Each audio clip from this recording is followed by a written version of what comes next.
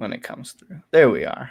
All right. Hello and welcome to the Undisputed MMA show presented by the FTN Network. My name is Jonah Shiffman. I'm joined, as always, by John Kelly. Hello and welcome. All right. Hello and welcome to the Undisputed Wow, that's MMA. playing through like 4 different channels right now. Got that under control. We were trying to tweet out the stream. But anyway, we're talking UFC Vegas 33 going down this Saturday at the Apex, John and myself. It's a 13-fight slate as of now. It was at 15. We've had several fights canceled throughout the week. And I got to say, John, not the best card on paper that the UFC has ever put together. We do have a middleweight headliner between Sean Strickland and Uriah Hall going down in the main event. That's a solid fight. Not a ton to love in terms of entertainment value, but the people are here to make money, to play DFS, to bet on the fight. So hopefully we could squeeze a little value out of the card. Before we get started here on our first fight, John, how are you doing? And what are your general thoughts going into the week? Because I know you're somebody who you love these cards when it's just the lowest level MMA we could find in the UFC. I mean, you're all in on props, DFS, all that stuff. So talk to me. How are you feeling? Yeah, like you said, these are the slates that I definitely favor Draftkings over betting, just because I think it's more, people treat it like it's in general, people just treat it like it's a solved game when it's obviously not. But especially for these type of slates where there's so many unknown variables and people still treat it like that, it just creates a bigger edge. You know, you see guys who are unproven that are going to garner a shit ton of ownership. Everybody's going to play them. So there's just so many spots where you can find leverage easily. So that's why I like these type of slates for DraftKings. Unfortunately, FanDuel hasn't released their props yet. I've been refreshing like a madman. There's definitely a few spots that I'm eyeing that I'm sure we'll get into, that I'm just waiting for FanDuel to drop, because you know how FanDuel is. They're always going to give us a little bit better bang for their buck. Shout out to Buddy Giss in the chat, says hair's looking awesome. I believe that's a shout out towards you and not me. I did get a fresh cut today though. But yeah, ready to get into the slate with you, man. Yeah, for sure. First up, let's just get right into it. We got Orion Cosce -145, $8,800 on DraftKings against Philip Rowe, +125, 7.4K, the price tag for Rowe on DraftKings. So Cosce won his contract to the UFC on Contender Series the same night his brother Luis won his. Luis already made his UFC debut, gassed out in that fight, ended up losing. Cosce made his debut earlier on the Contender Series card. He was supposed to fight Nick Dalby, I believe was the matchup he had, but he was forced to pull out. So this is a long-awaited UFC debut for Cosce, and he takes on Phil Rowe, who, Phil Rowe lost his first bout in the UFC to Gabe Green after beating actually Edmund Shabazian's brother. So there's a lot of brothers going on in this matchup, but he fought Edmund Shabazian's brother Leon on Contender Series, got the win there. Lost to Gabe Green in a somewhat competitive fight a few months back. I believe it was in February that was. Phil Rowe, super long for the weight class. He has massive height and reach advantages here. I mean, I think his reach advantage is 9 inches, closer to 4 or 5 inches in height, but the reach advantage is massive. Phil Rowe is just a super lanky guy. He's pretty much all limbs. I haven't been a huge fan of Rowe in the past. There's some knocks on him mostly. I don't think he has the best durability in the world. We saw him get hurt twice in that Gabe Green fight. He also tends to not really, unless you come forward and put it on him, he tends to not be willing to go first in terms of the output. But I think when he does actually put his offense together, Phil Rowe's a decent fighter. He holds his hands real low defensively, which I think contributes to the fact that he gets hit a lot. But in terms of the offensive boxing, I think he's actually a decent striker, and he's a pretty good grappler. There were some sequences in the Gabe Green fight where I thought there's a lack of fight IQ kind of from both sides, but you could tell that Rowe was the better grappler, especially when he ended up on top. And with Cosce, I don't think he has as bad a gas tank as his brother does, but he hasn't been out in the first round a ton. I know his last 2 fights have ended inside the third round, and he actually outlanded Matt Dixon on outlasted Matt Dixon, I should say, where he lost the first round, came back because his opponent gassed out. So I don't think it's a situation where Cosce has a super bad gas tank. I'm just not really sure what he does well to be a -150 favorite in his debut. He just feels like a guy who he's decent at everything. I don't think the guy is terrible. He hits decently hard, but it's not like he hits like a truck. It's not like he's a great wrestler. He's just kind of okay at everything. And I think Rowe has a massive reach advantage, and he hasn't always been the best at utilizing it, right? You like to see these guys with 80-inch reach advantages, fight behind a jab, teep to the body, and he does some of that, but he also lets guys walk him down a little bit. So it's not a super confident read in Rowe, but I did bet him at +150 earlier in the week for a unit. I just don't know how you can make him 40% implied against a guy in Cosce who we really haven't seen fight at a high level. And doesn't have any skills that stand out as, super above average at this point. So that's my read on the first fight of the night. John, is this a too low level of a fight to get you interested, or what are your thoughts here on Cosce versus Rowe? No, you know me. There's no such thing as too low level. But yeah, I have a lot of the same thoughts as you. Coming into the week, I like right off the bat, I'm like, I kind of want to play Philip Rowe here. But I definitely see some red flags on both sides. You say you don't think Orion Cosce is terrible. That might be a little more credit than I would give him. I definitely think his brother's actually better in a sense, because I think his brother's more dangerous and he's at least aggressive enough to just go all out for the kill in the first round. And obviously that bit him against Palatnikov in his debut when he wasn't able to get that finish. But Orion, like you said, he's, I guess, okay wrestling, okay cardio. He's not really a good striker, honestly. I think Rowe is clearly a better grappler. I think Rowe might even be a better boxer in this matchup. And you mentioned the 9-inch reach advantage. The thing with Rowe is, like, I think he's much better skill set wise. It's just that I do acknowledge that he is a little bit fragile. Those leg kicks, anytime you get a guy who's that big, has like the stick legs, like Sean Woodson or, who's the other dude that's super tall and stick leg? I mean, there's a few, take your pick, but they're always like, I feel like they could never take those leg kicks very well. And you saw it in Rowe's last fight. Those leg kicks were pretty evident that they were starting to get to him. And I don't know, I could just see Cosce, landing something heavy, hurting the legs, etc. So, I acknowledge that this is definitely a dogger pass. I didn't play it myself. Plus 150, I feel like I'm kind of regretting it that I didn't take the shot there when I saw it. But now at plus 125 or whatever it is now, I feel like it's, maybe there's probably still a little bit of value on Rowe, but it's definitely closer to what it should be, which is about a pick'em fight, if not slight favorite to Rowe. So I definitely prefer him on DraftKings, but Cosce has that early finishing upside as well. Yeah, I think plus 150 is value. Plus 125, theoretically, if you make the fight a pick, I think you could still see value on Rowe. I wouldn't blame anyone for taking the shot. I don't think there's zero value left. I personally make Cosce a small favorite. I just think he's probably a little bit more explosive, and Rowe is kind of, I would say, is lacking in durability. So I think Cosce as a small favorite makes sense, but blowing out to minus 170 the way he was at the beginning of the week. I mean, he was even at minus 190. Shout out to the people that got in on Phil Rowe at plus 170. Their heartbreak when he gets knocked out in the first round is going to be even worse than mine. But props to those guys for getting the number. I think at current prices, it's probably a pass for me. But hopefully you guys got in on Rowe a little bit earlier in the week. Let's move on to our second fight of the night. We got Ronnie Lawrence, minus 145, $8.7 thousand for Ronnie on DraftKings, who's probably going to be a guy we're going to talk about a lot in terms of DraftKings in the next few years. He takes on Trevin Jones this weekend. Jones plus 125 favorite, $7.5 thousand on DraftKings, coming off of back-to-back knockouts in his first two UFC fights. This is my second bet of the night. I know I came onto the show. I was like, it's a low-level card. John always loves these. Apparently, I love them too because I have two bets on the first two fights of the night.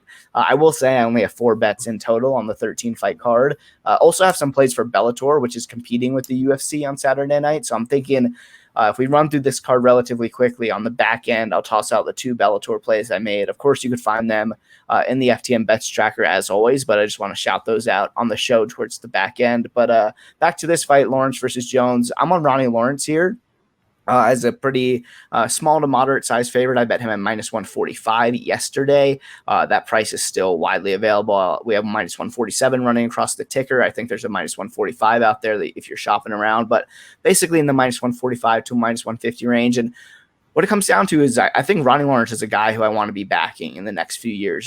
He is not necessarily a Ricky Simone or Murad Valasvili who's going to come out here and is, the best wrestler in the weight class. But we've seen, combined from his Contender Series fight and then his UFC debut against Vince Cachero, This is a guy who's landed 20 takedowns in less than 15 minutes in the octagon. He's very aggressive in hunting takedowns, which is not only great for DraftKings, which we'll talk about, and I'll let you get to that, Jon, in a minute, but it's also just great. I love guys who can weaponize their pace and wrestling and kind of let that be the base guiding them to victory. Of course, I faded Billy Quarantillo a few weeks ago with a max bet, and he basically rode his pace to a victory. But guys who can just really weaponize their pace. And what I mean by that is, once Lawrence steps in the octagon, he does not stop, right? Like, he's switching stances consistently. He's kicking from the outside, and then he goes and shoots a takedown. And I don't think he's the best, most positionally sound wrestler or even the best takedown artist at this weight class.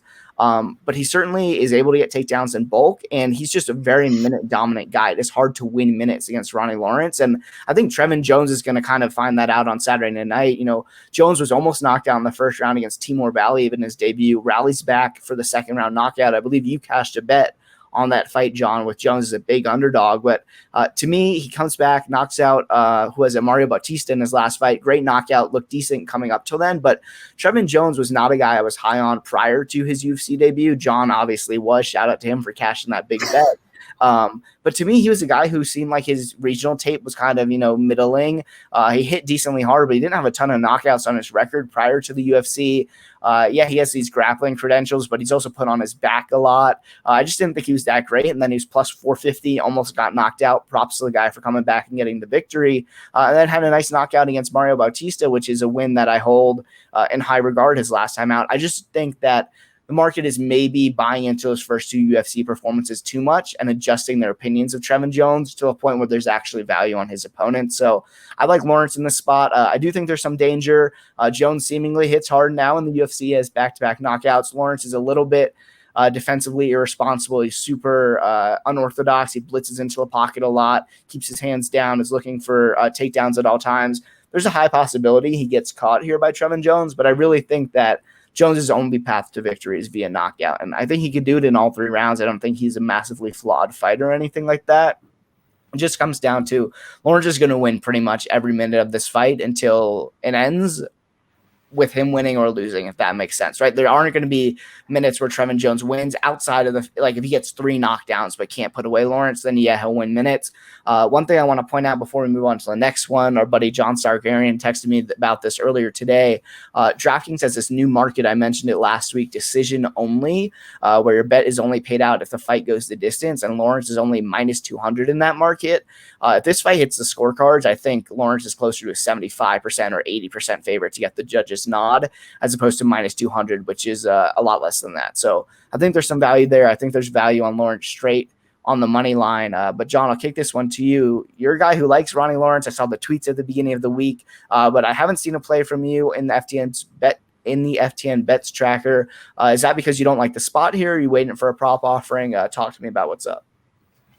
Yeah, mostly just waiting to see the decision prop. I do like that one that you and Jon are on for decision only on DraftKings for Ronnie Lawrence. I'm waiting to see the decision prop on FanDuel. I think we might get a little gift there, so we'll see. But yeah, these are two guys that I'm relatively high on, or at least higher than the market. More so Ronnie Lawrence.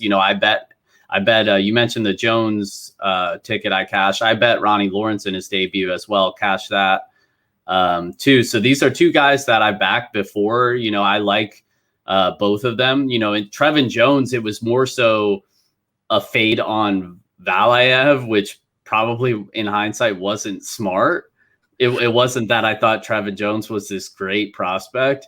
But I definitely thought he was better than the market was giving him credit for, because he does hit hard and he does have the grappling credentials. He's a black belt under Robert Drysdale, 7-time no-gi champion. Like, he has skills. It's just like you said, who's going to win minutes here is more than likely going to be Ronnie Lawrence, because we know the game plan is going to be chain wrestle, try to control him. It just comes down to how much control time do you think he gets here? Because typically he's not a great control guy, and Jones is liable to just fish for submissions off his back. So he might be able to give up more control time than we would think Lawrence can get here. But either way, I think there's going to be multiple takedowns here. Lawrence is literally the Merab light for DraftKings. So, I mean, he's one of the best plays, especially since he's not super expensive this week.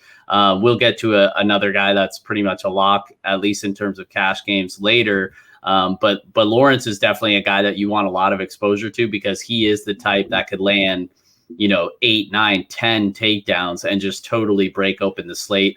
But I am acknowledging that Jones is a live underdog. He does hit hard, and Lawrence, while the fight plays out on the feet, he is hittable. He's not a great striker. He's an okay striker that's striking to set up his takedowns, and his defense still needs work. So it's not impossible that Jones could catch him. It's also not impossible that Jones, who I think is probably the more dangerous submission grappler, maybe catches him with something on the mat as well. So, but yeah, I do favor Lawrence in this matchup. I think he more than likely wins the decision here. So just waiting for that decision prop on FanDuel before I have any action on this fight. But this is a great fight to target for DraftKings. He's definitely my preferred option there as well. Yeah, I think that makes sense. Lawrence came out, got the finish via strikes on the ground in his UFC debut, but his style, I think, will tend, as long as he doesn't, completely gas someone out, he doesn't land like insane ground and pound. We haven't seen a ton of submission skills out of the guy, so there's a chance that we might get an inflated decision line. Last thing on this fight that I wanted to mention is it was kind of kept under wraps, before Lawrence's debut. We were certainly on it on this show. I know a bunch of guys in the Discord cashed out on Lawrence in DFS, but now that he's put up a 135-point score with 8 takedowns before in the UFC, all you got to do is click that game log. I think Lawrence will carry a decent amount of ownership. Just his fighting style is so clearly kind of molded to fit the current meta of the game on DK. But that doesn't mean you shouldn't be playing him, right? Like, these are the guys we want to target. We'll let other people make the mistake of fading the wrestlers, and we'll fade the other high-priced options that we'll get to a little bit down the stretch. So those are the first 2 fights of the night. 2 bets from me. As we move on here, there will be less bets for the next couple of fights. We'll run through them relatively quickly because I know Jon doesn't have a ton of interest in them either. Next up, we got Ashley Yoder, minus 145, $8.4 thousand against Jinh Frey, who's plus 125, 7.8K for Frey. This is just kind of an underwhelming fight to me. Ashley Yoder historically has decent striking metrics. She just kind of bounces around the outside and tries to kind of play that pitter-patter classic women's MMA point fighting sort of style. So that's kind of her game plan. She goes to the wrestling a little bit. She's not that great a grappler. She's just someone who finds herself in close decisions over and over again and isn't that good. And Jinh Frey's kind of been similar, right? Dropped her first 2 UFC fights, finally gets in the win column her last time out against Gloria De Paula, who we'll talk about a little bit later on this card. This is just a really close fight to me, one that likely plays out a good chunk against the fence with both ladies going for takedowns, not super high volume on the outside. We can make Yoder a favorite because she's fought better competition and she's the bigger woman here. Frey used to fight at 105 pounds, but it's not something that I feel super confident in. So if someone told me, hey, I think this fight is a coin flip, I'm taking a little bit of Frey at plus 125, I'd say, sure, go for it. For me, it's just not one I'm looking to get interest in. And for DraftKings, I think it's a pretty easy fade. Massive favorite to go the distance. Neither lady is super live to get 4 or 5 takedowns in the spot. So I know that's quick and maybe oversimplifies, but this is just kind of an easy pass for me on all fronts this weekend in Yoder versus Frey. Anything from you, Jon?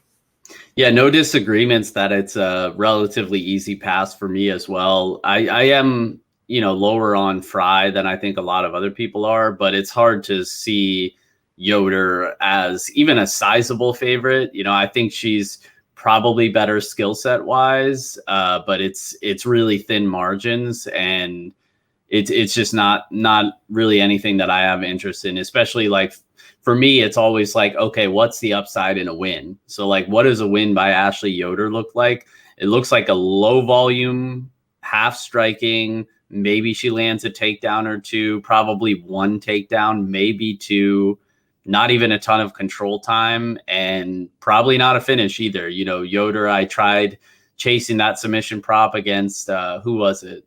A couple fights ago, and she literally had a rear naked choke sunk in, and they got saved by the bell. It was like a plus 750 submission prop too. Against and I'm like, Granger. Was it Granger? Yeah, I think it was Granger. So. Dude, I'm not gonna lie. I didn't watch a single second of tape on this fight because I just knew I would be passing it. I am familiar with both the women. I've taped them in the past, but like, I'm pretty sure it was Granger. But don't quote me on it because I didn't. No, I think you're right, and it's like, she is the better grappler here, but you can't trust her wrestling whatsoever. And Jinh Frey, it's like on the feet is probably a better striker, but she's super, super low volume. You can't trust her either. It's just like, like I said, the margins are super thin. I think it's just an easy pass all around. So we don't have to spend too much time on it. There's 13 fights still, I think, even with the cancellations. So we really don't need to beat a dead horse here. All right, let's move on. I'll let you go first on this one since it's a pretty good fight and one that I do not have action on. We got Kamaka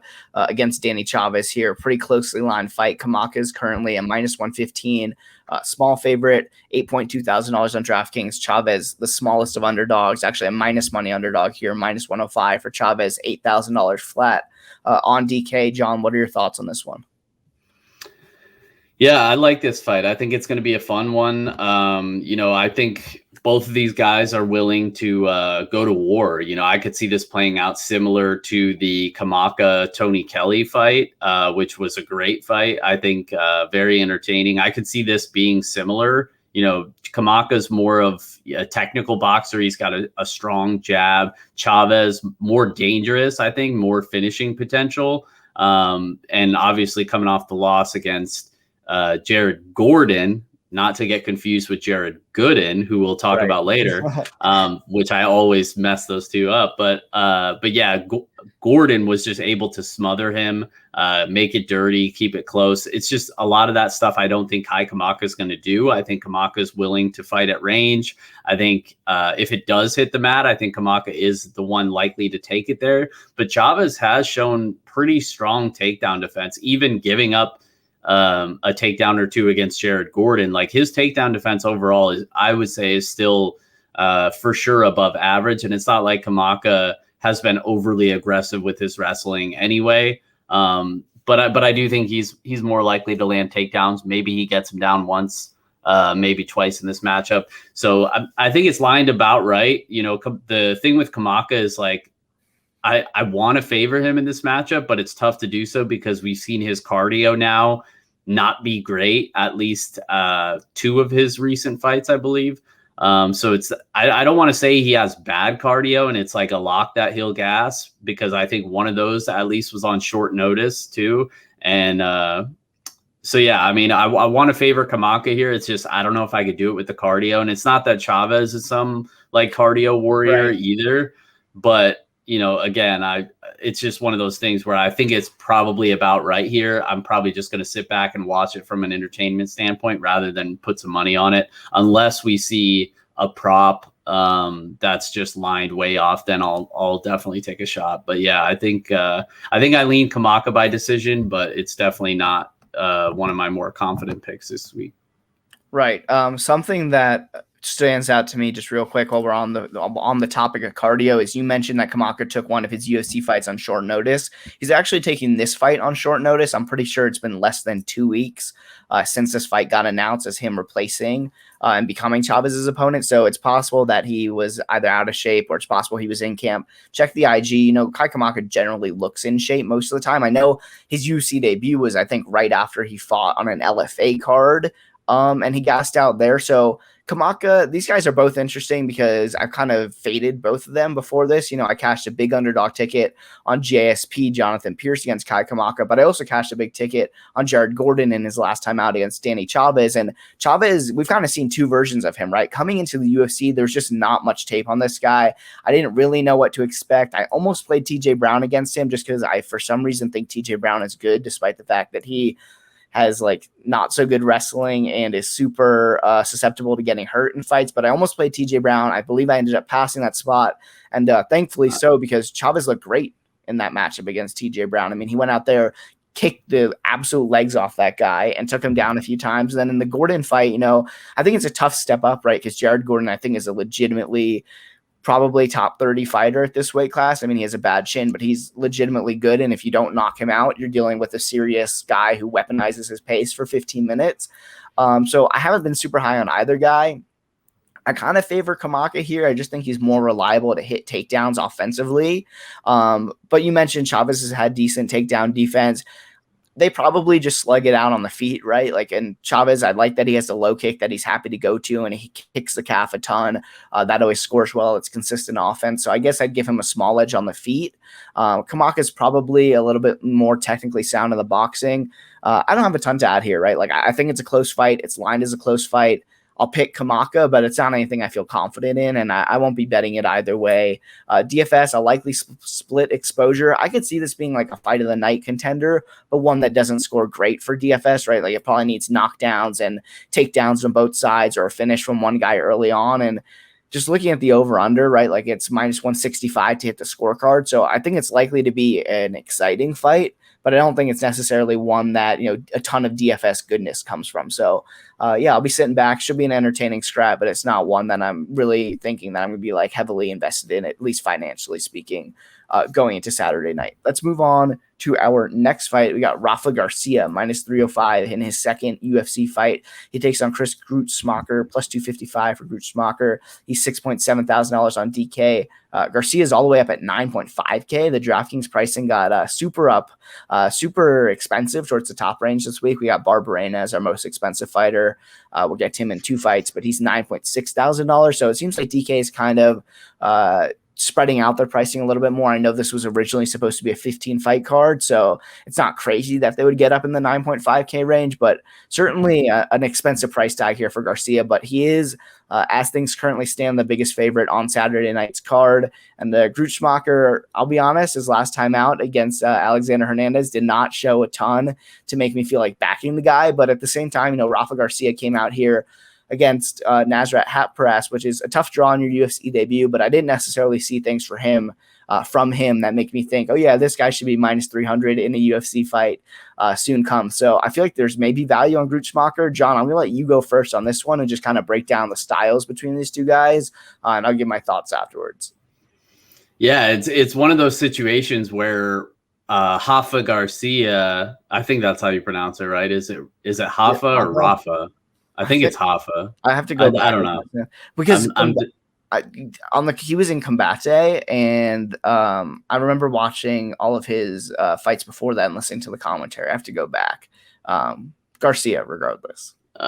So I was going to say I'm no Jon Anik when it comes to I'm trying to get better at it. It's names. Hard, bro. It's hard. Yeah, there's certain ones where I feel pretty good about, and then there's other ones where I'm like, yeah, I'm going to butcher this, but it is what it is. So Garcia, it's one of those things where he looked good at short notice debut against Nasrat Haqparast, where a lot of people weren't giving him really any respect, myself included. And it's like, it was one of those situations where, he might be okay. Like, he showed us a little bit of something, but he also still got his ass kicked. Like, so, right. And then it's one of those things where he looks okay or better than people thought in his debut. And now he's ballooned to a minus 310 favorite against a UFC veteran. Like, I totally understand the case for this line being wide. And shout out to a friend of the show, John Stargarian, close buddy of yours. I know he's heavy on grits this week. He's on an island, and I want to join him there. But it's like Gruetzemacher has not shown us anything. Like, literally the only reasoning I could make is that Garcia shouldn't be minus 310 just because we don't know what he should be, because we haven't seen enough. We just saw him get boxed up by Haqparast, which wasn't all that surprising. But Gruetzemacher, it's like he hasn't looked good recently. He came off like a 2.5-year layoff and got knocked out in the first round. Like, we just don't know, right? And I'm okay with embracing some of the unknown, but there's also parts that we do know that have me concerned, not just the durability of Gruetzemacher, but the stylistically, Rafa Garcia is more of a grappler. 7 of his 11 wins have come by submission. He's going to look for takedowns here against Gruetzemacher, who historically has struggled to defend takedowns. He's given up multiple takedowns in a few of his losses. He defends, I think, around like 62% or something like that. I think the takedowns are probably going to be there. And I think Garcia is more likely to threaten with the submission. And I think Garcia is more durable as well. So while I don't think he should be a minus 300 favorite by any means, I do think that stylistically this is a winnable matchup for him. And then you add in the durability factor as well. So I do favor Garcia. Whether or not he should be 9.5K on DraftKings, I probably disagree there as well. But at least we do have some wrestling potential here, maybe the possibility of a finish on the mat as well. So I do think he has some upside. It's just, as the most expensive fighter, I don't think he's a must play. I wouldn't fade him completely, but he's definitely not going to be in my core this week. Yeah, I think that makes sense. If you just take Garcia out of the equation, it's kind of hard to know what Gruetzemacher is just in his own right? Like, I'm just reading off his record right here. Wins on the Ultimate Fighter finale against Abner Loveros, who was then, I don't even think he ever fought in the UFC again. He's in Bellator now. Comes back. He loses to Chaz Skelly, Davi Ramos, and Alexander Hernandez are his last 3 losses, and his only 3 UFC losses, which are all like decent opponents who would probably blow Rafa Garcia out of the water at this point. And then he has a win over Joe Lozon, which is a great win, kind of to have on your resume. But if we look at the context, right, like it's Joe Lozon towards the back end of his career. Joe Lozon lost to a lot of people towards the back end of his career. And then there was a 2.5-year layoff after the Lozon fight, the Hernandez KO. And I know he was a massive underdog in that spot. Hernandez was expensive on DraftKings. He was favored to win inside the distance, but like, Gruetzemacher is 35 years old. You look at his Instagram, and I'm not a huge fan of doing this, but the guy's literally like training out of his garage. He's posting videos with like his motorcycle in the back, and he's lying down, like lifting weights back there. I don't know. I didn't like the way he was taking punches. I cannot put my money behind this guy. Even at the price tag of plus 250, it just feels like he's probably in a massive disadvantage getting ready for the fight. And just like athletically, skill-wise, probably at a disadvantage as well. So Garcia's 26. He's alive to improve. I don't think a 35-year-old Gruetzemacher who is in his garage training for a UFC fight is pretty I don't think he's likely to make any big improvements, especially because he had 2.5 years to make one and then look the worst he's ever looked in his career. So is it possible that Gruetzemacher, his record is just kind of due to the level of competition he's faced? Yeah. Is it possible he's better than that? Yeah.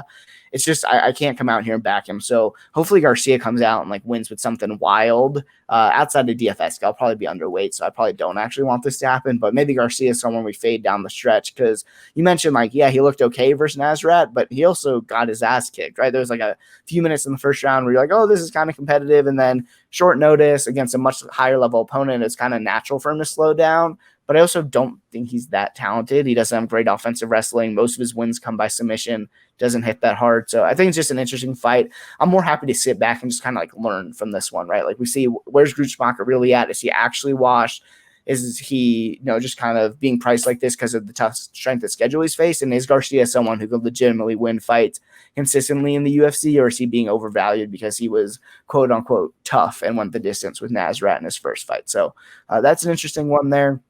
Next up, I know, John, this is a fight we were talking a little bit pre-show. This is one that you're really excited for. We got Melsik, Baghdasaryan. He's minus 135, $8,600 against Collin, Anglin, plus 115, 7.6K.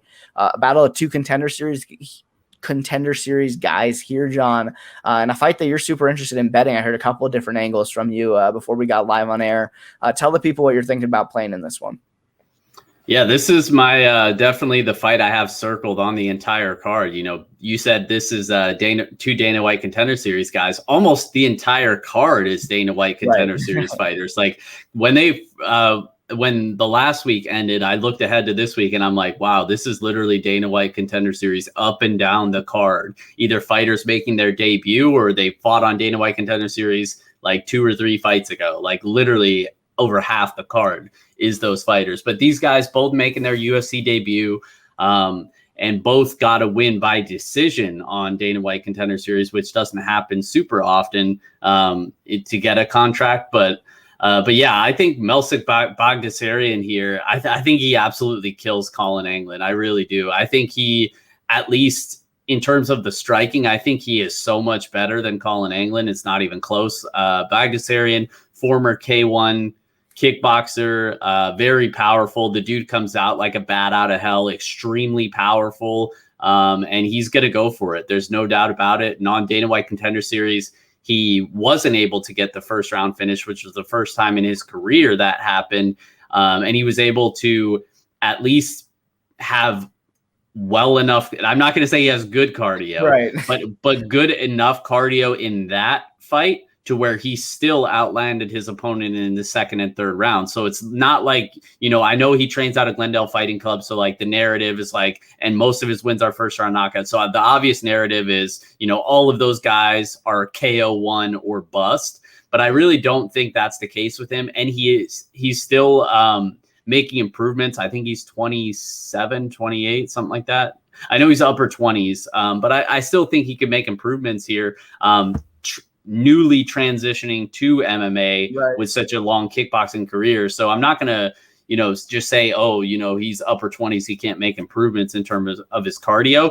And then the flip side is Collin Anglin's cardio didn't look exceptional either. It's just that on Dana White Contender Series, the guy that he was fighting's cardio was even worse. He death gassed after the first round. And if you go back and watch the first round, on the feet, Collin Anglin is just there to be hit. Like, he's not doing much offensively. He's eating leg kicks. He's eating shots. Like, he just doesn't have much in terms of the striking. It wasn't until the second and third round that he was able to go to that wrestling. And I think that's the game plan here, or at least theoretically what people are expecting is like, okay, well, he at least has the wrestling.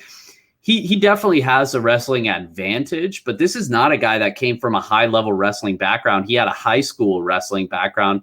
I don't even think he was like a state champion or anything like that. It's just like he was on the wrestling team in high school. Like, I don't think he has, and I could be, correct me if I'm wrong, but I don't think he has any sort of like wrestling credentials.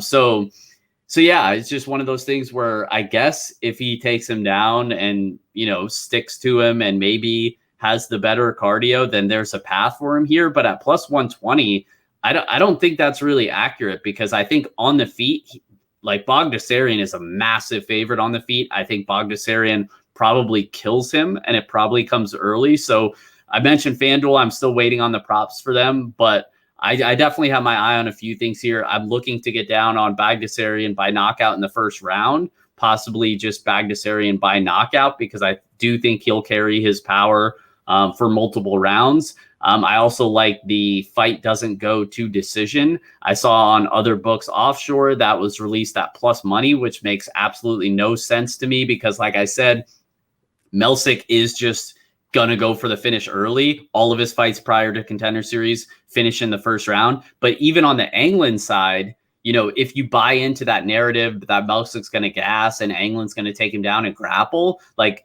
if that happens, he's live to finish on the mat. He was close to getting a ground and pound stoppage on Dana White Contender Series. And before he was on Dana White Contender Series, a lot of his fights finished in round 1 or round 2 as well. So it's like these guys are both more likely to finish than not. And we're seeing plus money to see a finish here, or plus money on under 2.5. Like, it really doesn't make sense to me. So with a fight where I'm not seeing a lot of spots that I want to get down, this is going to be one where I'm pretty heavy on, and I'm definitely going to have a lot of money riding on Melsik Baghdasaryan, because like I said, I think he absolutely nukes this kid early. So let's go. Let's ride.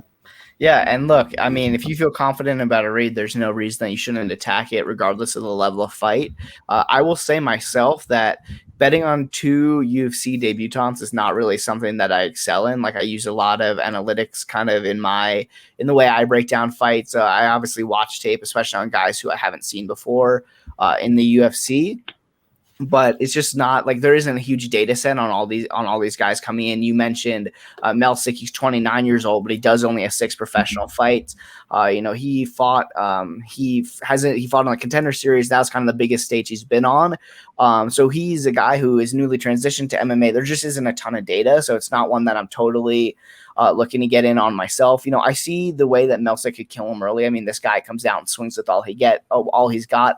Anglin was hurt early on the Contender Series, kind of rallied back. Seems like a durable kid, but also seems like he get bullied a little bit physically. I know he wrestled in high school. I don't know if he wrestled at any like elite college or any college whatsoever. I think he kind of got into MMA at that time. The kid's only 28 years old, so honestly, I don't think either of these guys is very good. Like, I think Melsik could run into a few knockouts in a row, and then I'd be happy to fade him against someone who I think is going to like push a pace and wrestle him. So yeah, I think Melsik is probably my pick. I think he's live for an early finish. This is a fight to target on DraftKings, but it's not one where I feel as strongly about a side as you seem to. I will mention that fight doesn't go the distance. Opened at a plus number offshore, has kind of moved into the minus 105 range. But you mentioned FanDuel always with their props can kind of come off market. And I even think like plus 100 for the fight to not go the distance. Would you still see value if FanDuel comes out with a number like that? Yeah, I think even all the way up to like minus 120, like I would be pretty surprised if we don't see a finish here. Like I said, I think both guys have finishing potential and definitely favor the Baghdasaryan side as well. Yep, fair play to that. Let's move on to our next fight. This is my third bet of the night. We got Nicco Montano, minus 275 favorite here, $9,100 for Nicco on DraftKings. And she takes on Wu Yanan, who's plus 235, $7,100 for Wu Yanan on DK. And this just kind of comes down to a levels fight for me. We cashed out last week on a big women's favorite in Sijara Eubanks, who I thought was, she was chalk at minus 290, but I just didn't think the number was big enough. She went in there, looked closer to minus 2,000 against Elise Reed. Got that early first round finish. I don't think this is quite the same, level of skill discrepancy, but Nicco Montano is just a high level fighter. I know there's narratives that, she's pulled out 100 times since the last time she fought. And those are true. But when we look at Nicco Montano's kind of her work on tough, the women she fought, even the women she's fought outside of tough, I mean, like she has fought a borderline elite strength of schedule and she hasn't beaten everyone. But like she beat Montana De La Rosa, out-grappled her. She beat Lauren Murphy, out-grappled her both on tough. She beat Roxy Modafferi. Close fight with Julia Avila on the regional scene, who is a big fighter. And I thought she beat Avila, but I would have to go back and watch it kind of with the commentary turned off. Whenever I watch like 5-round fights, I kind of skip through and look for sequences I'm looking for, like how does Nicco look wrestling against someone who's bigger than her, that sort of thing. Lost her last fight to Juliana Pena, but honestly had moments where she was on top of Pena, had some good offensive moments grappling, certainly had some weaker moments defensively grappling where she ended up on bottom. And then with Yanan, I just don't think she's a UFC level fighter. We've seen her in an extended sample at this point. Her only win is against Lauren Mueller, which was a quick armbar off her back. She's certainly a guard player.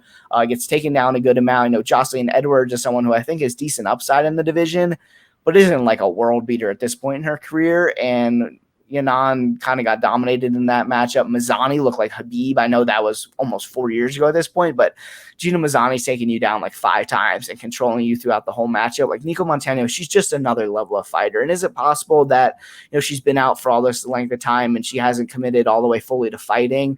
Sure, but I mean, she's 32 years old. It's not like she's physically washed unless it's an injury sort of thing that we don't know about. And at minus 213 earlier in the week, I know it's chalk. I know it's a girl who's coming off of a long layoff, but it just feels like she's in such a smash spot this weekend stylistically. She's a strong wrestler who goes to it often against a woman who really doesn't defend takedowns well at all. And I know people are wary of laying chalk in women's MMA sometimes, but like not me, especially when it's a grappler versus striker. In fact, I kind of prefer it to men's because there's less volatility. Like Yanan is not going to go out there and one punch KO Nicco Montano the way that Trevin Jones could knock out Ronnie Lawrence. And obviously Lawrence is minus 145. Montano is minus 300 at this point, so they're not exactly mirroring matchups. Like there's less random things that can happen in terms of a finish. I guess Yanan could pull off an armbar off her back, but like grappling is so low variance to the point that like I know Montano is going to be able to beat Yanan in the grappling sense. So if she gets stuck in range kickboxing and is an idiot and doesn't look to grapple at all, like she could look like a pick'em maybe in this fight. I still kind of think that she is able to go out there and kind of out volume her way to a decision, but I just think the grappling is an absolute blowout here. So I got Nicco minus 213 for a unit.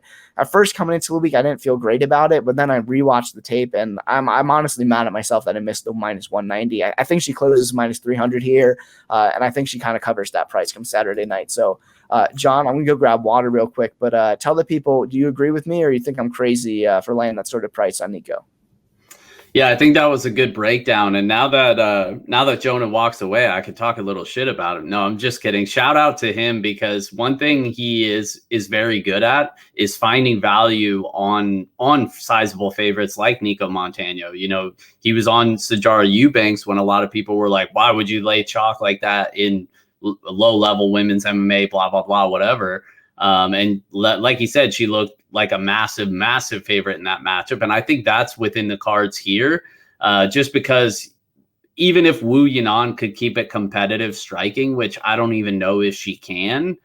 You know, she's 1-3 in the UFC. You mentioned her only win against Lauren Mueller, who's no longer with the promotion. Like, she just hasn't shown us much. And I've backed Yanan in the past. I think I bet her against Jocelyn Edwards, or maybe it was the fight before that. I don't know. I bet her sometime, and it was just a bad bet. She looked terrible. Like, it was not good. And it was just a bad read. And so for this one, it's like, yeah, obviously the layoffs are concerning for Montano, but when it comes down to the matchup, I think she's pretty much better everywhere. And the wrestling and grappling is like not even close. I think she's going to have the takedowns as often as she wants them. And I think she more than likely wins the decision here. So in terms of DraftKings, I do think there's probably better fighters to target, just because I don't know how many takedowns Montano is going to look to land here. I think there's just a wider range of outcomes in terms of her relative to her DraftKings price of where she can, you know, if she can exceed value, meet value, or just bust, you know, maybe win a decision, score 75. That's not going to do it with how expensive she is. So I think there's room for her to meet expectation, but there's also room for her to look dominant, but still not crush on DraftKings. I think that's possible. It's a good point. And first of all, I heard what you said as I was leaving.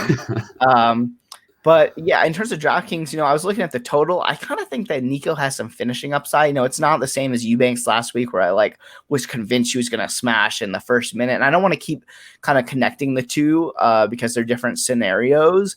But it's the same sort of thing where you mentioned like Eubanks versus Reed was a low level fight. But the thing is, it was only really low level from one side. On one side, yeah. We have here is like Yanan is a low level fighter. Montano is like probably, 125 is not a deep division. Like, she's a top 5 fighter in the weight class. Like, I think she beats a lot of girls that are ranked in this weight class. I know the inactivity has been an issue. There's a chance she never gets to that point in her career. And really, regardless of all of that, she's a high-level fighter when she steps in the octagon. So I really think she could go out there and kind of just smash on. I'm writing my FTN daily article tonight. I think that I'm going to put Nicco as my high-level option. You know, obviously there's the obvious Strickland, who is a volume machine, and he's in the main event at 9.3K. But, like, we talked about Garcia a little bit being overpriced, Barberena at 9.6K. Like, I think it's really easy to pay up for those top-tier guys this week because of Nicholas Stolze at minus 200 at 7K. And we'll get to that fight in a few minutes. We'll certainly have an extended conversation kind of regarding game theory in that realm. But if everyone's going to go down and play Stolze at 7K, that opens up that 9.5K, 9.6K. And if I end up fading Stolze, I can get totally different if I play someone like Montano at 9.1K. Just my entire construction looks different than everyone else's on DK. So I think that's kind of a direction I'm going to look in. I'm not convinced she smashes. I'm not convinced she goes out there and puts up 10 takedowns. You know, she might just get a takedown around and ride it out on top. But I really do think that this is her matchup to lose, and I think she looks pretty dominant come Saturday night. Let's move on to our next fight of the night. We got Bryan Barberena, Bam Bam, minus 285, $9,600 on DK against Jason Witt. Jason Witt gives me PTSD, man. Plus 245, 6.6K. I'll go first here and then toss it over to you, John. This is a path for me. Like, Jason Witt, I actually think is okay. He's an okay grappler. He has a terrible chin. He is super fragile. I bet on him in his last fight. I believe I had a unit and a half on him, got knocked out basically on the first punch of the fight by Matthew Semmelsberger. I knew the guy was kind of fragile going into it. I didn't know he was as fragile as it turned out he was. I have cashed big on him in the past. The Cole Williams fight, I had an under. I had a side on Witt. He's just very fragile, kind of one-dimensional. Barberena is a tough guy to wrestle. He's not the biggest hitter in the world, but he's reliable to put up volume. The only thing I'll say with Barberena, and I'm sure you'll mention this in your breakdown, is he's coming off this like major surgery. I even just saw it. I'm kind of tracking the NBA draft in the background here, and I saw it as I refreshed Twitter. Like, he's vlogging about it. Like, this is a recent like life-threatening surgery that Bam Bam went through, and I'm not sure the entirety extent of it, but I'm certainly not laying minus 285 in this spot for a guy coming off of a surgery like that. I know there's a minus 260 out there. That's what we have rolling across the ticker right now on the live show, but I don't know. Easy pass for me. Like, Barberena probably knocks him out, but I'm not laying the chalk on it, and he's so expensive on DK. Maybe I'll play a little Witt on DraftKings. We'll see. I'm probably only going to run one single entry or 3 max this weekend, just not a card I love. That's probably going to be my approach. I don't know. That's a lot of talking. I didn't really give any opinions. John, give me an opinion on this fight, Barberena versus Jason Witt. Yeah, we both kind of started smiling for this fight because I feel like we have both backed Jason Witt like almost every single fight in the UFC in some way, shape, or form. And it's not even that like I would do it again. Like I think you would too. Like a lot of times it was like submission prop was way off. I think you hit on one of those. I missed on I think his debut submission prop. But yeah, there's just been so many times. I think I bet him as well against Semmelsberger when he got knocked out in the first punch, like you said. It's one of those things where a lot of times stylistically he has advantages. He just has to wrestle and do it before he gets killed on the feet. And in a lot of these situations, he just gets killed instantly. So we don't even get to see the fight play out. But in this matchup, I pretty much agree with you. Barberena, there's no doubt about it. He could go out there and he should go out there and land something heavy and put Witt away. But Barberena did not look good coming off a previous surgery and a layoff to fight Anthony Ivy. And Anthony Ivy is, I don't need to tell you, he is terrible. Like, that's bum city right there. Anthony Ivy was finished in the first round by Christina Aguilera's older brother, Christian Aguilera, and no relation to my knowledge. But he was finished in the first round. Prior to that, Barberena couldn't get him out of there. Anthony Ivy, cut by the promotion, was actually knocked out in the first round over in Cage Fury, or I think it was Cage Fury, in May. So it's like Barberena wasn't able to put him away when all these other low-level fighters are able to do so. It's just he didn't impress me in that fight, and now seeing him at a chalk price tag of minus 260 against a guy that can go in there and land takedowns theoretically, which that's been the way to beat Barberena in the past. I definitely see the path for Witt to be a live underdog here, and part of me even wants to be like, we ride or die with Jason Witt every single time. I almost want to play. We pretty much just die. But I kind like, part of me really is considering plus 220 to take a stab here. Nothing crazy, because he is liable to just get killed again, and that's the name of the game with Jason Witt. But it's hard for me not to see value in this line and see the potential for him to wrestle here, land takedowns. Barberena looks shot coming off another surgery. Didn't look good his last time out. Like, there are reasons why I see value in this line. It's just we've done it so many times with Jason Witt, and then he'll just come out and get knocked out. So like you, it's probably going to end up being a pass for me, but I do see the potential for him to look like value here, especially on DraftKings, because his path to victory involves wrestling and grappling. So I would get some exposure to Jason Witt as a live underdog. I would too, and any underdog is going to be under-owned this week with this Stoltze price. John, if you do end up betting the Vanilla Gorilla, good luck, my friend. I don't think I'll be joining you, but I will certainly be rooting for you. Let's move on to our next fight. We got Ryan Benoit, minus 135, $8,300 on DK against Zarukh Adashev, plus 115, 7.9K. This fight was previously scheduled. I think it's been scheduled a few times, actually, most notably and most recently. Benoit had trouble on the scale, like a lot of trouble on Friday, getting there, making weight. Fight was called off, less than 24 hours before the fight happened. Benoit has dropped 2 fights in a row, but to pretty good competition. Tim Elliott, Alatang as well. Zarukh Adashev, kid's from Brooklyn, so shout out to him, but he is 3-3 in his MMA career, first on the Bellator prelims, and then just kind of randomly was like, oh, hey, I'm in the UFC on short notice. And then Tyson Nam kind of just murked him in the first round of their fight. And then against Sue Muderji, who I believe Sue at that point in time was coming off of a knockout of Malcolm Gordon. Shout out to our boy Malcolm X Gordon. But he was coming off of that first round knockout against Gordon. And everyone was just kind of looking at the last fight where, Adashev got knocked out in 30 seconds and Muderji came away with a first round knockout as well. So obviously, Adashev's going to get knocked out in the first round, and that didn't happen. They went the distance. But it was another one of those scenarios, John, that we were talking about earlier on the show. Who were we talking about that with? Garcia, whereas, he kind of got his ass kicked, but we were also like, oh, hey, at least he didn't die. Like, that's a silver lining. So it's kind of peculiar to me that he's, just plus 115 here, and Benoit's only minus 135. considering that Benoit's like actually fought former title contenders, like an actual good strength of schedule, has UFC wins, UFC finishes. But at the same time, like with Benoit going into that fight, there were kind of some rumblings that he wasn't training super hard. It's historically been a struggle for him to make weight. He's missed weight by 4 pounds before. I think he's weighed in at -120 or at 129, not -129. I think that this is kind of Benoit's fight to lose. Like, he hits hard for a flyweight for sure.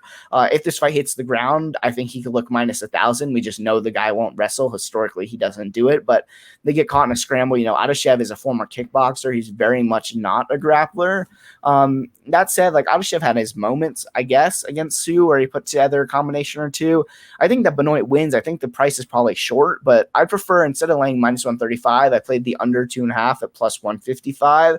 I think it kind of covers a few things. It covers Benoit winning by KO because he hits really hard for the weight class, and we've seen Adashev hurt before. It covers Benoit looking like a massive favorite on the ground if it somehow gets there. And it also kind of covers the fact that, like, hey, this guy doesn't really make weight. He's 31 years old. Adashev, in theory, is a decent kickboxer. Like, maybe Benoit just doesn't have the durability at 125 pounds and needs to move up a weight class. So I don't know. We'll see what that looks like at weigh-ins, but I played the under 2.5 here. I just think it's kind of a volatile fight. Both guys can crack. So yeah, I think Benoit money line, maybe a little value, but I prefer the under. What say you, John? Yeah, I think that was a really good breakdown. I do resent one comment. You said, Benoit's 31 years old, like it was a bad thing. As somebody that is turning 31 in just 2 months here, I definitely take offense to that comment. But yeah, I tend to agree with you in a lot of those areas. I'm actually still kind of considering laying it with Ryan Benoit, which is super scary because he's a guy that I've faded in most matchups, but it's hard not to see him as the better MMA fighter. Like, he should have Adashev pretty much covered everywhere. And yeah, Adashev was able to land some combos in his last fight, but like you said, I'm typically not going to be like, oh, they look better than I thought they would, so now they deserve like all of this respect. Like, this is kind of a lot of respect in terms of the betting line for somebody that's low volume on the feet, that if it hits the mat, which we don't expect it to, but if it does, I expect him to be a significant dog.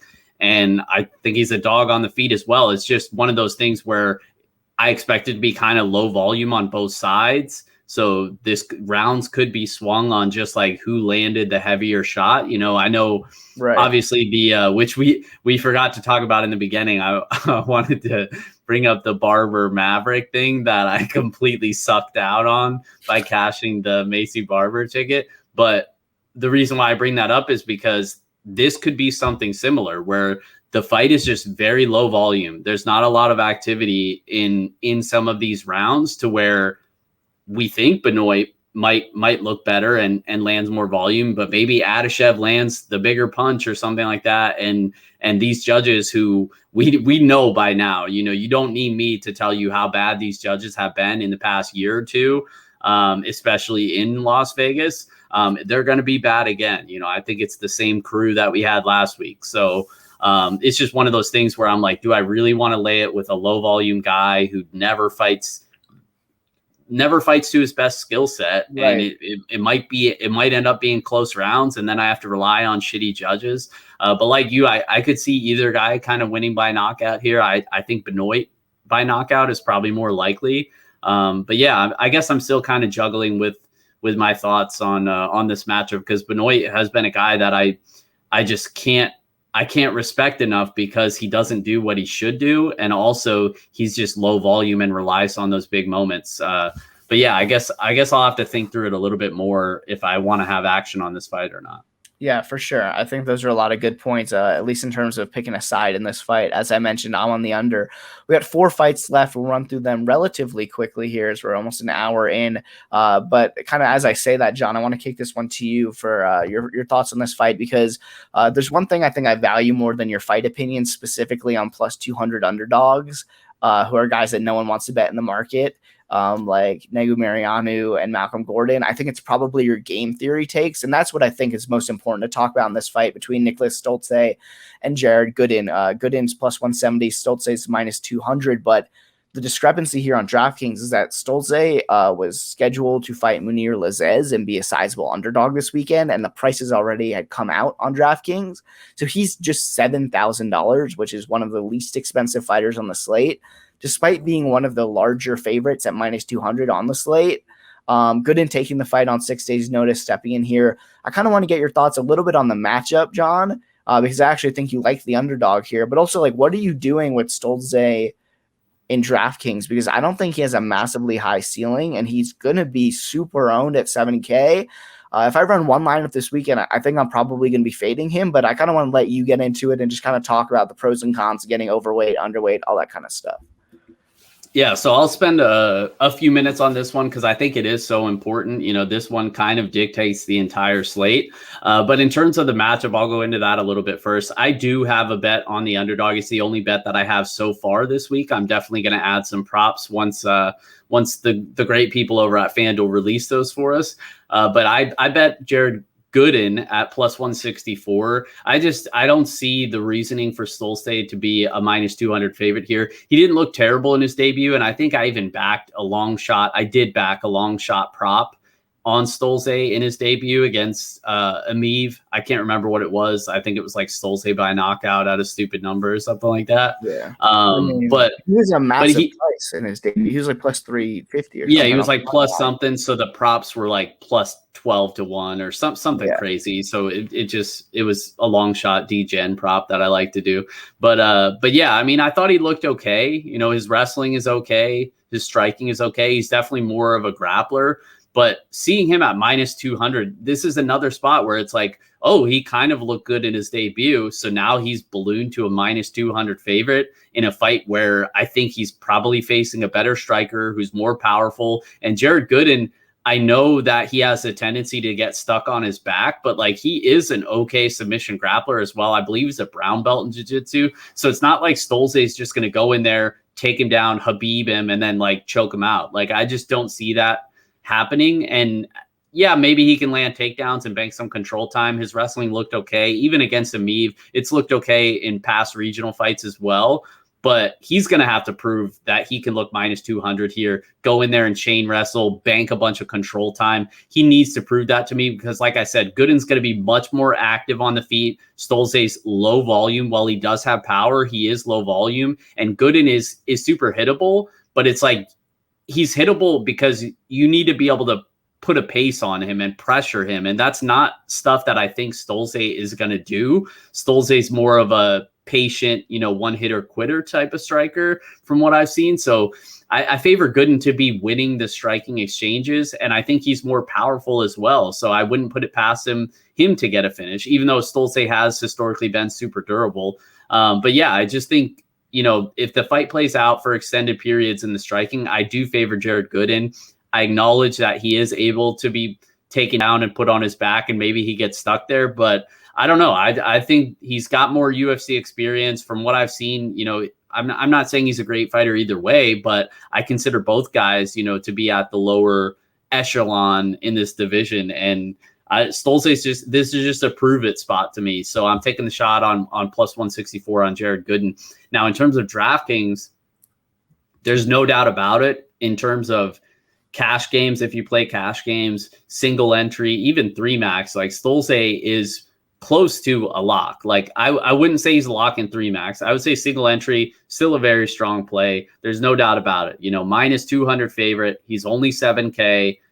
Theoretically has wrestling upside, but that's the pros. But now I'm going to lay out the cons because there are definitely some cons here. Now, even in a win, 7K, say he's 60, 70% owned in some of your contests. Even in a win, if he landed only like 29 significant strikes against Ramazan Amiv. And I do think that was more wrestle heavy than this fight's going to be. But like I said, he's a low volume guy. So say he lands 45 significant strikes, lands 1 or 2 takedowns, a couple minutes of control time. Like, what's that get you? 60, 65 points in a win?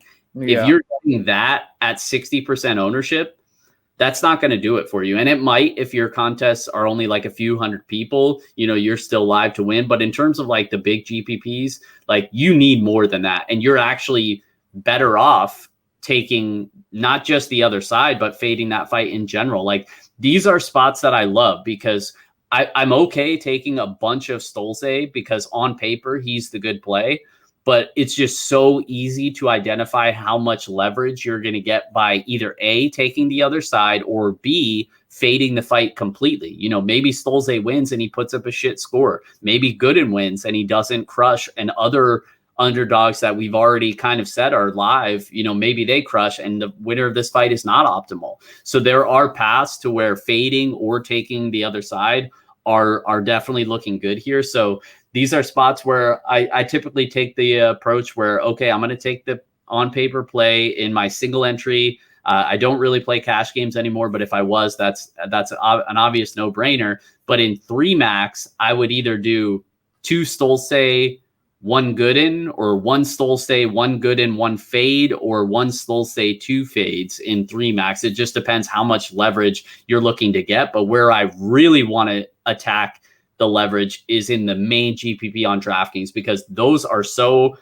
you know, the money's up top. Like, you're not going to taking a half-ass hedge it out approach. It's not going to do it. Like, you need to be. So a lot of times, like, I'll build my 3 max in how I just laid it out, but then my main GPP exposure is going to be completely different. Like, that would be a spot where maybe I still fade Stolze completely. If I run 25 lineups in the main GPP, you know, it's not going to do you much good to get 10 Stolze, 5 Gooden, and fade the rest, because those 10 Stolze tickets, you know, you might be live. If he's optimal, you might be live to chop with 5,000 other people and win $1,000 or whatever instead of 100K. You know, you're better off just going full on fade the guy or full on fade the fight and take Gooden than you are to get any exposure to Stolze in the main. So I think it depends on your contest. You know, most of you guys, if you're playing smaller contests just looking to get some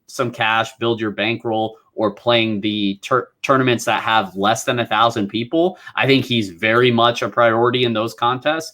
But again, going back to the large GPP where all the money's up top, I think that's where you take the high leverage approach and either take the good inside or fade the fight entirely and just hope that it's low scoring. So I know I spent a lot of time there. Let me know if you have anything to add on that, Jonah. No, I think that was super helpful. I think everyone can kind of learn from those kind of macro ideas. There's one thing I want to push back against, which is I think that oftentimes in DFS, just in general, people too often play single entry contests as if they're cash games. Like, a lot of times, and I do this myself, I know I'm certainly guilty of doing this in NFL or MLB. I'll get lazy and I'll just make like my single entry team. Oh, I have a 4-man stack. Oh, I have some correlation in NFL. I'll toss that in as my single entry team as well. And I think people do that in MMA a lot outside of things like stacking the main event. Like, I think a lot of times you'll see people run their cash team in single entry with then a pivot off of one side of the main event if they're stacking the main and cash. And I think in single entry, we see these guys get to super inflated ownership percentages. And what you said about, you know, the most leverage being in like the big $15 contest makes sense because all the money's up top, right? You need to beat a massive portion of the field, likely with a unique team, to make serious money. But if you're playing like these higher dollar, $100 buy-in, $200, the $150 3 max, like the ownership on guys like Stolze get into like the 85% range. I'm not trying to project it right now because it's still Thursday night, but like if he's super high owned, I'm fine fading that in that scenario. You know, you don't have the same leverage where it's like I need to be super unique to come in first. But at the same time, like instead of 60% of the field playing Stolze, you're going to have 90% or 85%. So I think that oftentimes people, you know, kind of group together single entry and cash as this like one umbrella. And I kind of think that's wrong just in a game theory perspective. So I'm probably going to fade Stolze. That being said, in terms of how I break down the matchup, just so we can move on quicker here, is I don't really think Jared Gooden is good at anything in MMA that I've seen so far. Like, he's just remarkably hittable. I mean, in his last fight against Nurmagomedov, like he got his face boxed off by a guy who everyone thought was a wrestler. And Nurmagomedov doesn't have a massive sample, so it wasn't super surprising the fact that like Gooden got hit. But Alan Jobain has a massive UFC sample and didn't come close to ever getting hit as much or landing as many strikes, I should say, as he did on Gooden. I mean, Gooden is literally a walking punching bag, this guy. And he is hard, you know, he seems durable, he swings back hard, but like think he's probably knockout or bust here. Like I know there's some low limit openers on Stolze minus 120. They didn't hang around long. I tried to get some of that. I think the guy should win. I don't think his upside for DFS is that big. Like Gooden is durable and has decent wrestling and takedown defense. Like Stolze scores 70 here or 80. Like you're not dead in single entry if you fade him, right? Like if you play a guy like Jason Witt who goes out and scores 100, like you're in business, man. And then you have a totally different construction at the top. Say someone in the top range loses who is popular at the 9.5Ks. Rafa Garcia loses. Then you avoided the chalk disaster at the top because you're not going down and paying all the way at 7K. I just think that fading him allows you to get to a totally different roster construction. That's something I'm going to do this week. If you're playing 150 entries, like, yeah, you need some of the guy who's statistically the best play on the slate for sure. But I'm going to be kind of underweight in every kind of sense of every contest selection out there on DraftKings. That's kind of my approach to it this weekend. 3 fights left. Let's move on to Cheyenne buys minus 170, $8.9 thousand against Gloria DePaula, who's plus 145, 7.3K for DePaula. I want to go quick here because I do want to get my Bellator thoughts in towards the end of this, and we're already going for an hour 10, so I'll be super fast here. I think that there might be value here on buys. I bet her in her UFC debut. I'm actually embarrassed to say I bet both of these women in their UFC debuts, and they both lost in kind of embarrassing fashion. But like buys lost to Ruiz, who we just saw last weekend, and she just basically lost because she couldn't defend a head and arm throw. And comment from Joshua Frick, so bad might call him Jared Batting. I'm not trying to shit on any fighters, but I just don't think the guy is necessarily UFC level. And it's a tough assignment, short notice, 6 days. I think it's just a tough spot for him to go and get the win. But back to buys, like she just couldn't defend the head and arm throw. I don't know. Like I think she probably should have won the fight if she knows how to defend that one move. I think she's a better wrestler than DePaula. Was a really bad bet. Like I really regret that one against Frey. I mean, she got taught the vet lesson where she went in there. Basically, anytime Frey decided she wanted to wrestle, she would take this girl down. I think Buys is a better striker. I think she's a better wrestler. I think she covers this price with ease. I'm just not laying in on someone who hasn't proved it yet inside the UFC. But I low-key think Buys is like going to be pretty good one day. I know she's young. I know she's green, but I'm low-key kind of high on her moving forward. So anything here from you, John? Buys versus Gloria DePaula in our featured bout of the night, a high-level bout here, featured bout of the night.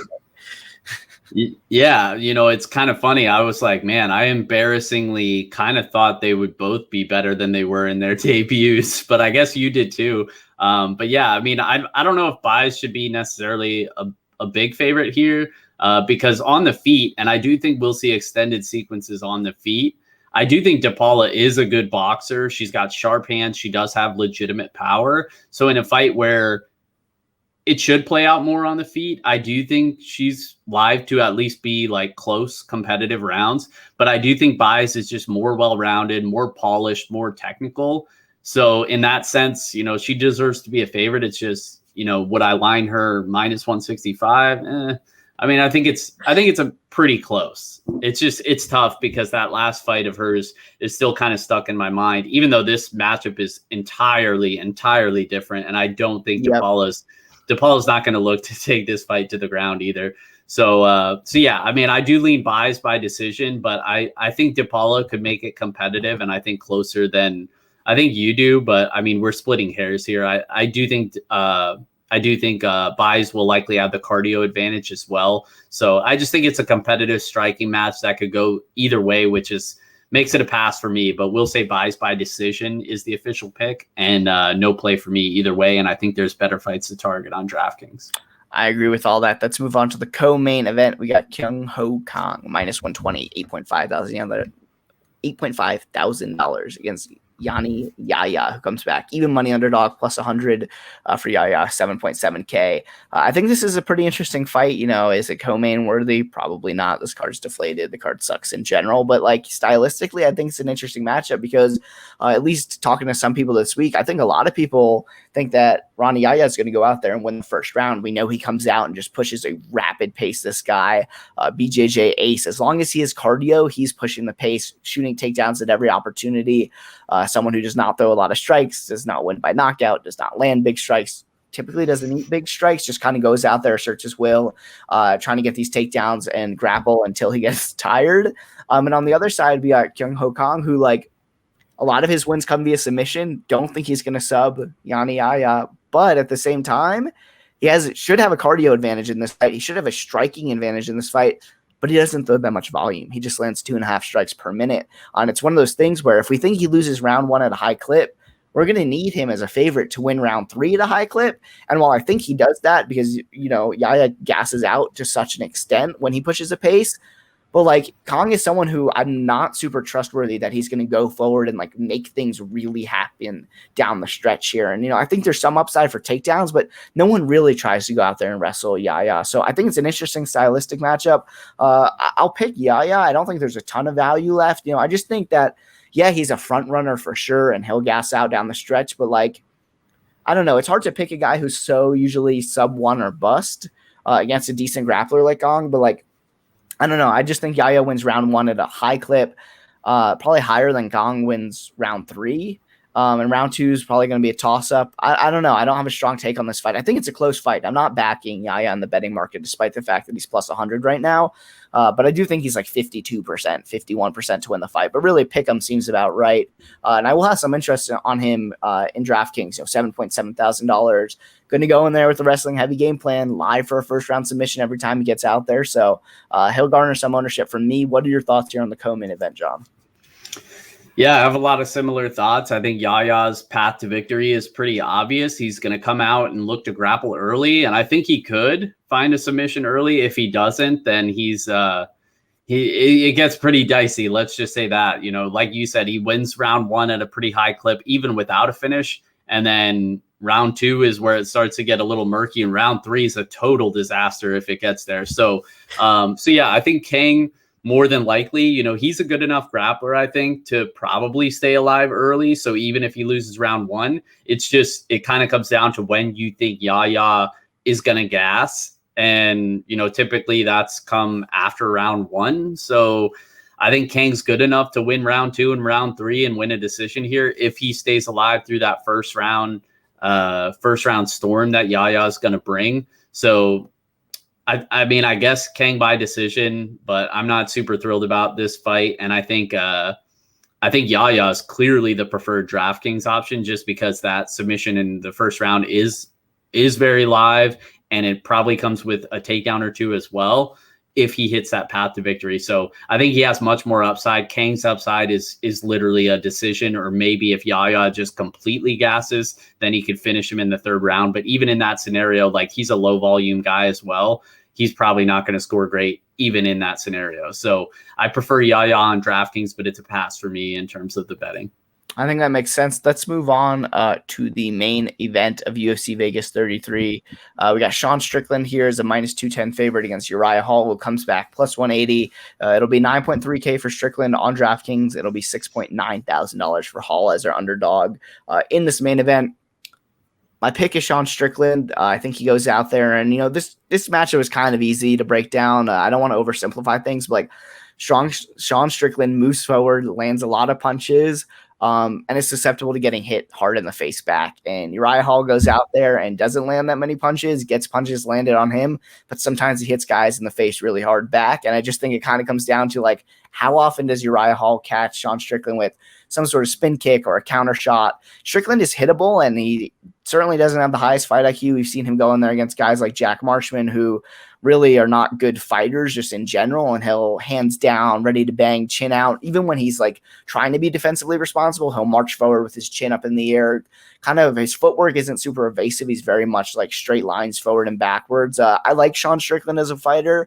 I think he does good stuff in terms of his volume boxing. I cashed a big bet on him against Brendan Allen, but like Uriah Hall's a legitimate power threat coming back. So I think Strickland will be winning this fight, like basically for the entirety of it. I can't fathom he loses a decision here. It's just going to be really hard for him to do that. I actually want to see what that decision only line is on DraftKings, but I'll toss it over to you here, John. Like, am I oversimplifying it? Like, Uriah Hall's KO or bust to me, and it just depends. How frequently do you think Hall gets a knockout in the spot, or do you think it's a little bit more nuanced than that? Yeah, there's definitely times where, I think people, myself included, kind of make matchups easier than they probably are. I don't think this is one of those times. I think it's very clear Sean Strickland is the better minute winner. He's a better technical boxer. He's going to be throwing a lot more volume. While Uriah Hall has more diverse striking and is probably more powerful, he just doesn't do enough. And that's what's so frustrating with Uriah Hall, because his striking he is so dangerous on the feet. But we've seen it time and time again throughout the course of his career. He just doesn't do enough. He's not aggressive enough. And yes, he can always land, like you said, a spinning wheel kick or something like that. And that something like that is actually, funny enough, what knocked out Strickland. His only knockout on his record was to Dos Santos. So I mean, that's certainly within the cards here, but at the same time, that's not something that we're not looking to bet those outcomes. We're looking to bet the guy who's more proven, who's going to be winning minutes outside of like not fluky outcomes, because Uriah Hall is good at knocking people out. But I think it's more low probability than not here. So I favor Sean Strickland. I think he either wins the decision or knocks out Uriah Hall late. I think the knockout is live for Strickland as well. Uriah Hall's been knocked out like 4 times in his career or something like that. And now he has to go 5 rounds. And I know he's a low volume guy, but his cardio might be a little suspect going into rounds 4 and 5 here. So I could see Strickland maybe, death by 1,000 cuts here, knocks him out in the 4th or 5th round, something like that, or wins the decision. So in terms of DraftKings, though, I do think the main event is actually fadeable this week. We've had a couple weeks in a row where I think you had to have the winner, including last week. But this week is not one of those. If we see a striking-based decision and Sean Strickland scores 80 points or something like that, he probably doesn't end up on the optimal lineup. So I think there's definitely paths to fading the main event. So I did want to point that out this week, because it's been kind of different than previous weeks, at least recently. But I know you have some Bellator thoughts. So that kind of wraps up the UFC card and the DraftKings slate as well. But let's hear your Bellator thoughts this week, Jonah. Yeah, I'll just go quick because we've been going for a while here. But Bellator 263 is going head-to-head versus the UFC. I won't tell you what you should be watching. I will be watching Bellator. In my opinion, it is a better fight card in terms of entertainment. Jon is all about the name value, the brand value. He'll be watching UFC. He'll be watching Jinh Frey in the featured bout of the night. But absolutely, before we get out of here, I do have a bet on the co-main event and a max bet on the main event. I'll go quickly. Mads Burnell minus 118 for a unit in the co-main against Emmanuel Sanchez. I'm a fan of Emmanuel Sanchez. I think he's an awesome, exciting fighter. His biggest skills are the way that he weaponizes pace and kind of the pressure he puts on guys. Mads Burnell is a high-level wrestler who I think is going to go out there and take down Emmanuel Sanchez, who Sanchez is very liable to take down, be taken down against Claxton. He was taken down in that fight. I went back and I've watched almost all of his fights. He's an exciting fighter before. He's looked very good of late. I know he lost to Pitbull last time out, but really put it on Weichel before that. You look at his fight against Georgie, like he was taken down early in that fight. He's a decent scrambler on the ground and is happy to play off his back. But Mads Burnell is a pretty elite top control grappler. Even when he was in the UFC, he never should have been cut from the UFC. Like, you go out there and you watch his fight against Arnold Allen. Arnold Allen hasn't lost in the UFC. Mads Burnell was putting it on him, got caught in a submission in the 3rd round. But you take down Arnold Allen 6 times, like, you're going to have no trouble taking down Emmanuel Sanchez. So I think Burnell is probably short. Minus 118 is still available on FanDuel, but the rest of the market is moving. So I'd get on that soon. And then in the main event, Pitbull versus AJ McKee. I played Pitbull minus 122. You can honestly get better than that in the market right now, which is embarrassing because I've been sitting on this ticket for like 3 months, and I just don't understand the market love for AJ McKee. I know the kid is undefeated, but I go back and I watch his tape, and I mean, he's a freak athlete with amazing finishing skills, but I don't know. I don't view him as this like super elite fighter. He is super opportunistic in terms of finishes.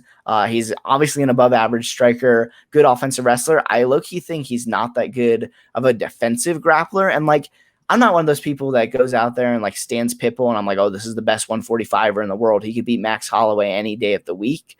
But he's a solid fighter. I just think he has more ways to win than McKee. Like, I don't think McKee is a great gas tank. I think Pitbull hits harder. I know he's at an age disadvantage. Clearly, I probably an athleticism disadvantage, a size disadvantage to a little bit of an extent, but like, I think he hits harder. He's a better wrestler. He should spend most of the fight in top control when the fight hits the ground. Like, I don't know. I think McKee is finishing round 1 or 2 or bust, and the kid's talented, but I just do not think he is good enough to be a favorite over Pitbull, who has sustained dominance in Bellator for a really long time, and we know is a proven top-level fighter, has gone out there and beaten guys like Michael Chandler in the past. So, yeah, it'll be 1 unit Mads Burnell minus 118, 3 units on Patricio Freire, Pitbull in the main event, minus 122 for 3 units. That's all I got on Bellator 263. We also broke down all 13 fights on UFC Vegas 33. John, I'll toss it back to you for any of your thoughts on any mixed martial arts going down this weekend, or really anything in the world, and then you can take us out of here.